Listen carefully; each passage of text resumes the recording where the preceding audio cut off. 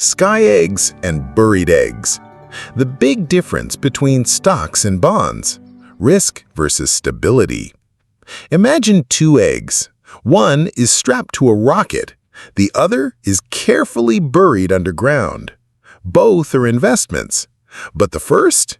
It might soar to the moon or explode midair. The second? It won't fly, but it's unlikely to crack.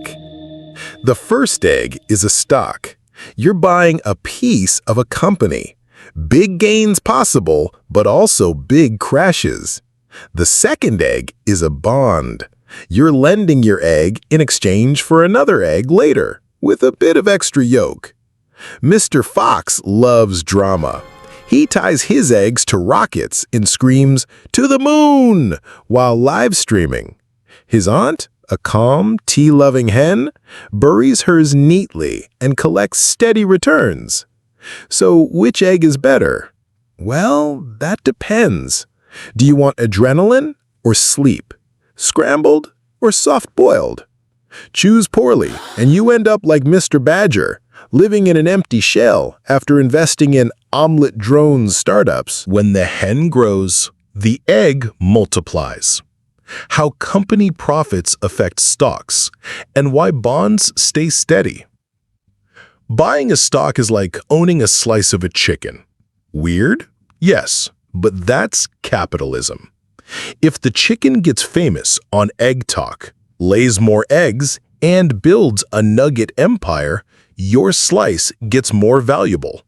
Stocks grow when companies grow. More eggs equals more value equals happy investors. But bonds are boring. You're not part owner.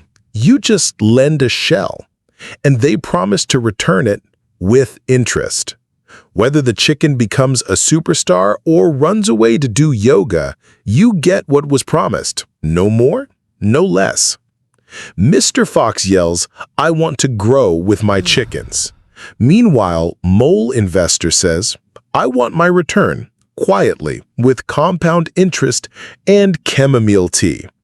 Your hunger determines your strategy, feast or fiber bar. Who eats first? The owner of the egg or the lender of the shell? Dividends, interest, and who wins in different economic weather. Every critter in the forest lines up for breakfast. But who gets to eat first? Stockholders eat last, only if the company does well after paying suppliers, workers, taxes, and emotional support ducks. Then maybe you get a dividend. Bondholders, they eat first. They lent the shell. The company owes them interest, rain or shine. So in boom times, stockholders can feast. But in bad times, bondholders quietly collect their guaranteed yolks. If a company goes bankrupt, bondholders are first in line to recover something. Stockholders? Left holding the carton. Crash? Crisis? Total explosion! What happens in a downturn and how to protect your basket? Storm hits the forest. Chickens panic. Trees shake. Hedgehogs scream, "Sell everything!" Stocks plummet first. No one wants risk. Prices drop like cracked eggs off a tree branch. And bonds? Well, if they're government bonds, everyone runs to them. Safety, shelter, predictable protein. Prices go up. These bonds become the cozy nest in a storm. But risky corporate bonds? Not so much. Will they pay back? Uncertainty makes prices drop. This is where diversification matters. Mr. Fox spreads his eggs, some in stocks, some in bonds, one in real estate, and a mysterious egg under Grandma's bed.